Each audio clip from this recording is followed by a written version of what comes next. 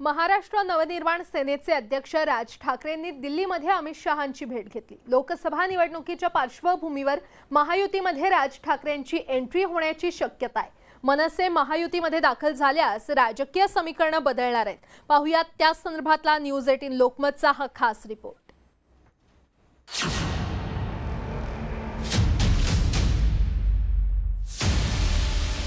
महायुतीत राज ठाकरेंची entry, मनसेचं engine युतीच्या ट्रॅकवर, लोकसभेकरता युतीची मोर्चे बांधणी।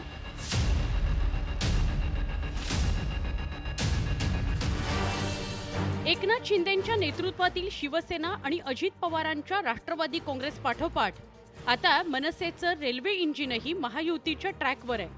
मनसे अध्यक्ष राज ठाकरेंनी मंगळवारी राजधानी दिल्लीत केंद्रीय गृहमंत्री अमित शहांची भेट घेतली।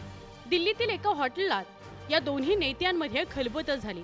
लोकसभा निवडणुकीच्या पार्श्वभूमीवर राज ठाकरेंच्या मनसेला सोबत घेण्याची रणनीती भाजपने आखली आहे। जर महाराष्ट्रामध्ये महाराष्ट्र धर्माचा विजय व्हावा, राष्ट्रहिताचा विजय व्हावा आणि ही भूमिका घेऊन मनसेनी भारतीय जनता पार्टीला पाठिंबा देत भारतीय जनता पार्टी सोबत युती केली, तर मला वाटतं की याच्यामध्ये राज्याचं आणि देशाचं हित आहे।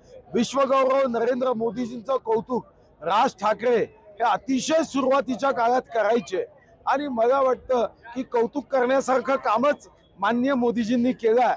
आणि आता जर राज ठाकरे साहेब हे या निमित्ताने भारतीय जनता पार्टी, शिवसेना, राष्ट्रवादी या महायुतीचे घटक होणार असेल तर आपण स्वागतच केलं पाहिजे।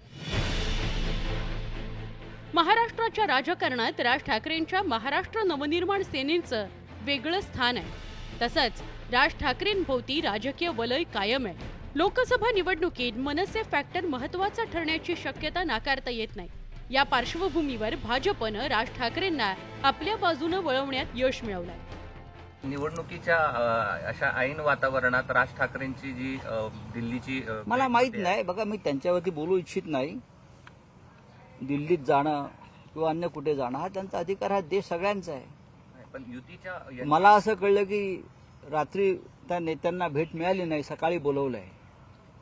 पण अशा बातम्या वाचत असतो आम्ही, त्याच्यावरती काय खास मत व्यक्त करावं अशी माझी भूमिका नाही।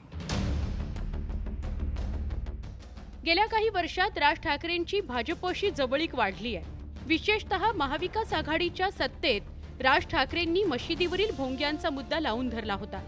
त्यामुळे उद्धव ठाकरेंच्या नेतृत्वातील महाविकास आघाडी सरकारची चांगलीच कोंडी झाली होती। त्यावेळी भाजप मनसेमधील संभाव्य युतीची चर्चाही रंगली होती।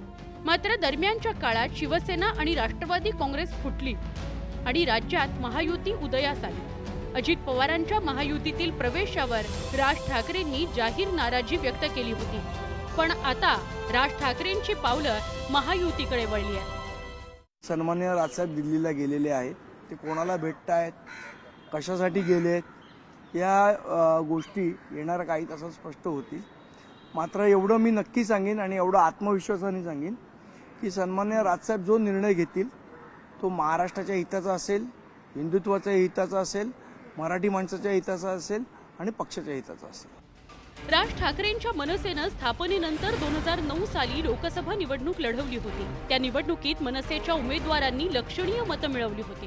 पुढे 2014 मध्ये राज ठाकरेंनी मोदींना पाठिंबा देत लोकसभा निवडणूक न लढवण्याचा निर्णय घेतला होता। तर 2019 मध्ये त्यांनी काँग्रेस आघाडीला पाठिंबा दिला होता। गेल्या लोकसभा निवडणुकीत राज ठाकरेंनी लावा रे तो व्हिडिओच्या माध्यमातून प्रभावी प्रचार केला होता। त्यामुळेच यावेळी भाजपनं राज ठाकरेंना सोबत घेण्याची रणनीती आखली आहे। मनसे महायुती सोबत आल्यामुळे महायुतीचं राजकीय बळ वाढणार आहे। Bureau report, news 18 Lokmat.